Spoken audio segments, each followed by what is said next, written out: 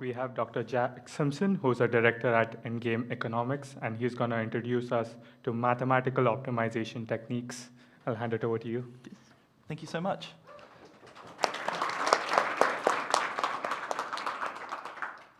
Thanks, everyone. So you can probably see I went slightly opinionated with the title, but I guess I'll set the scene a little bit with a little bit of background on myself. Yes, that is me. I used to be quite an avid beekeeper, and I actually had a background in computational biology. The funny thing is, after I finished my PhD, I went into industry, worked as a data scientist for a few years before I just so happened to bump into the energy industry, where I found some of the largest and most fascinating open data sets I've ever encountered in my career, and I've been hooked ever since on that. But the thing I'm really here today to talk to you about is this technique I encountered when I was in the energy sector called mathematical optimization, and how we use that to solve problems all the day, including the problem that is the reason we're getting electricity and these lights are running right now. So I'm hoping that after my talk today, you'll walk away from this and suddenly you'll be seeing optimization and mathematical optimization problems everywhere, and you'll know the types of Python libraries that you can actually use to solve them. So I guess the big thing I realized when I bumped into mathematical optimization in energy was, up to that point, I had spent most of my career really solving problems in the first two analytic categories. I did a lot of data wrangling, I did a lot of database analysis of things that had happened in the past or currently. I would build large data sets and I would train machine learning to make predictions or classifications. But then there were certain problems I was bumping into in energy where the problem wasn't predicting. The problem was more, I have thousands or millions of little decisions I need to optimize, and they're subject to all these constraints that can massively change the answer. What is the optimal set of things that I should do? And so the particular problem that I bumped into, that I'll use as, I guess, the example of why this is so interesting, is how we dispatch power stations in the grid. So really the problem is we have hundreds of power stations across Australia. They all submit in every 5 minutes 10 bids. And so we effectively have thousands of bids from generators and thousands of constraints describing everything from the limits for how much a generator can generate through to the max flow of a transmission line in regional Victoria that limits 3 solar farms out there. And on top of that, we've also got inputs around machine learning predictions about demand and what renewable generation potential there is. So what we want is an approach that lets us take all of this information and figure out not only what is the best set out of all the huge number of permutations we could decide to do with all these decision variables. We want to know what is literally the cheapest thing we could do while still obeying all the constraints of the system. Oh, and while we're at it, we'd love it to be interpretable. We'd love to actually be able to understand why decisions got made, and not just that, understand the economic impact of different decisions. In fact, the way that electricity prices get set is a byproduct of these mathematical optimizations. It's literally the value of the demand constraint in these optimizations. So this was really what got me into it. And then once I started working on a lot of these mathematical optimizations, I started to see them everywhere. Every airline is basically using some form of mathematical optimization to do all their planning. If your flight gets cancelled because of weather, there's probably a mathematical optimization that is basically going, what is the best set of decisions we should use for every single customer now, given all the constraints, the costs, and what's happening with the rest of the fleet and the weather. If you're doing anything around routing, scheduling, deliveries, if you've got to do anything around inventory management, or you're trying to do stuff around layouts of inventory, even big cloud organizations are using mathematical optimization to improve the way they run their systems. And so this was really, once I started seeing all this and we started getting approached by people, it made me think, I really want to just talk to every data scientist I can see and say, you've got to learn mathematical optimization. It is so complementary to what you're doing. If you're doing ML, you should know mathematical optimization too. The other really interesting use of it that we do a lot of is it allows you to do, once you've got a mathematical optimization, you can start to use it to do scenario analysis. One of the things we spend a lot of time doing is looking at different transition pathways for the grid over a 20-year horizon. As you can imagine, there is a lot of uncertainty about what's going to happen over the next 20 years. So what mathematical optimization gives you is a framework to effectively describe the rules for the system from the bottom up, and then test and run experiments around the impact and understand how different things will interact going into the future. If, for instance, the cost of batteries collapses much faster than we're anticipating, how will that drive different economic and build outcomes in the grid? The really fun thing, though, is that pretty much everyone can use this to do long-term planning optimization as well. If you're looking to open a new factory, you can kind of introduce that into the model as if it already existed and understand the value that that provides. And I think that was the really fun thing I've really found, is that you can use mathematical optimization to make good operational decisions, but for a lot of problems, the immense value and impact really comes from the longer term, or the testing of ways you could change things in the future. So hopefully I've sold you a little bit on why I'm excited about this. And so really what I'm going to do is I'm going to walk through a very simple mathematical optimization to give you a bit of a flavor about how these things look. So the first thing is there's basically two parts to it. The first part, we're basically formulating the problem. We describe it mathematically from the bottom up. We're not dependent on a data set like machine learning to try and learn some outcome from. What we really are trying to do is basically go, here are all the things we want to make decisions on, here are the constraints for the system, and this is fundamentally what we want to optimize. Once we have that, we then pass that to a solver program, which there's a bunch of companies that build these solvers. There's some open source ones. There is some insane genius mathematics in them. To a certain extent, I treat them like a compiler to turn my math equation into an outcome. So the example that I'm going to walk through today, for those of you who've probably seen the classic knapsack problem, apologies, but I thought it was quite a nice little one to really explain how you can use this to use mathematical optimization to make decisions. So imagine you're Indiana Jones and you've just found some treasures in a cave, and you've got your backpack that can carry a maximum of 9 kilograms. And you take out your little guidebook, and it says, and you weigh each of the items, and you've got a guidebook that tells you how much each of these items is worth. What is the best set of decisions you can make in terms of what items should you put into your backpack that will help you take out the most value from the cave? So that's our problem. You can see to a certain extent now we've got decisions we have to make. Which things are we taking? We have constraints in terms of the weight of the objects we can take, and we have something we want to optimize. We want to maximize the value of the things we're trying to take. And so that effectively fits into the 3 core components of a mathematical optimization. We have decision variables, and they can take many forms. They can be continuous, or they can be binary. In the case of this problem, we're using binary decision variables, 0 or 1, am I taking this object? Or they can be integers.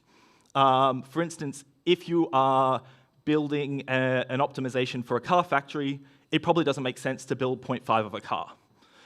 You have constraints. So usually these are in the form of mathematical equations where things have to be greater than or less than, but you can also have equality equations. In the grid, for example, one of the most impactful constraint equations is literally that supply and demand have to be equal to each other. And finally, you have an objective function. And so this is the thing you want to minimize or maximize. What is the thing you really want your model to drive all the individual decisions towards? And so if we turn this into Python code, we effectively, you can see from just before, we have our gold, our diamond, our coin. Now, we have gold, diamond, coin. These are the decision variables, that our binary decision variables about whether to take it. We now have a constraint equation on that describes the maximum, that says the sum of the weights of all the objects that we're taking has to be less than or equal to the maximum weight of the backpack. And we have our objective function, that is the value of every item multiplied by the decision variable about whether we are taking it. So if we run this through a mathematical optimization, I prepared one earlier. I mean, you probably could have just figured this out just sitting down and writing it out anyway. It was a pretty easy problem. This is mathematically the best decision for what you should have taken in your backpack. And that's great. That's a simple problem. We could have solved that. But what happens when maybe you go a bit deeper into the cave and you find there's more treasures? And a companion turns up who has a smaller backpack. And so now you can take more, but you can't split an item across the two backpacks, so you have to obey those constraints. The answer becomes a bit more fuzzy. And so this is really the area where mathematical optimization starts to really shine, when it isn't obvious what is the optimal set of things you should do. On top of that, what happens if your companion turns up and they've written a machine learning model that has basically predicted that by the time you get out and you're back home and you want to go and save them, the prices of all these items are actually going to change? What do you do then? The nice thing is, the values are all just inputs for the mathematical optimization. You just have to plug them in to this again, and it will tell you the optimal set of outcomes that you should do based on this new information. So really, there's three kind of broad takeaways that I was hoping this example would really illustrate to people in this talk. The first thing was, I really wanted to show as an example of when constraints change, when information changes, when the values of things change, which is a thing that happens for us in energy all the time. You can literally have a constraint can change in the energy sector, and the price can suddenly swing from negative $1,000 to $17,000. Those little constraints can have a huge impact, and the ability of the optimization to describe each one of them and drive those outcomes is incredibly powerful. And because we are describing it bottom up, we are not dependent on a historic data set that may have worked in the past, but in the case of energy, we are currently going through an energy transition. There's a number of, I have a number of machine learning models that I build myself where I can see certain patterns and certain bits of data that used to lead to one outcome in the past that actually lead to a totally different outcome today. In that case, that's a really hard problem when you can no longer rely on the data set that you're using to train your models. But with mathematical optimization, if you can describe the rules for your system and the rules change, then you can update your model and it will be able to continue to reflect that and generalize into the future, even if you've never seen that event happen before.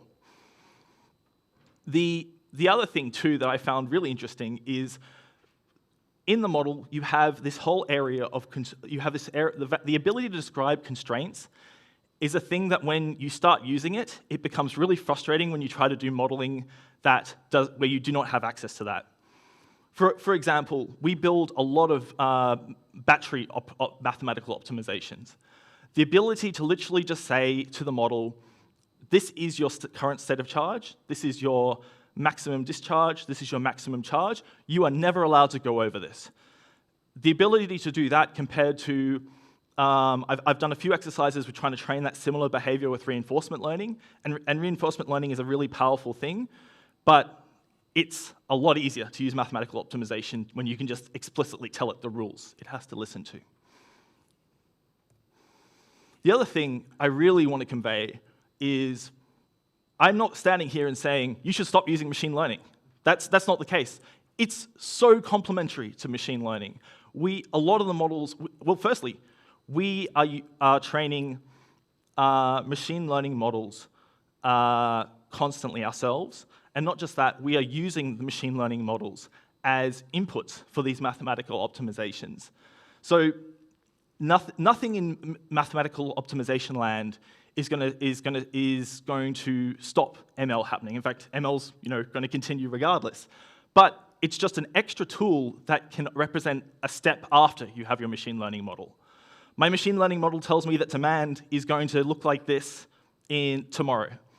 Okay, but then what should I actually do about that with the thousands and thousands of decisions I have to make now in response to that? That's when mathematical optimization is really nice.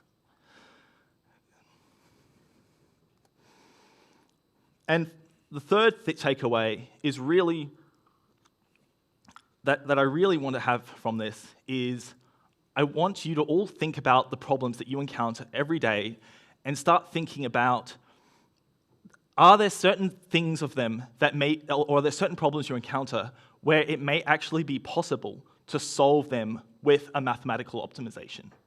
So is there a particular outcome you want to maximize or minimize? Do you have problems with the training data? I've got a friend who works for a big company and is really keen to start using data science to do analysis, but she literally said, I don't want to, it is a can of worms for us to try to fix our data. It is going to be like horrific, so we're just not going to go there. And so in the case of that, I said, well, okay, well, maybe we don't have good historic data, but is there value in describing your current system and using mathematical optimization to start to test and experiment with future decisions? And this can be like a good way to get people and organizations that may not have the data maturity to start doing machine learning, start to experiment with introducing analytics into the decision-making process. The big one as well is, is there a problem you have where you need to make an optimal set of decisions, and there's just so many permutations of them, you're not even sure where to start. And linked to that, part of the reason it's hard to even know what the optimal set of decisions are is because you have so many constraints that are driving like behavior that makes it difficult to assess what is the best set of decisions.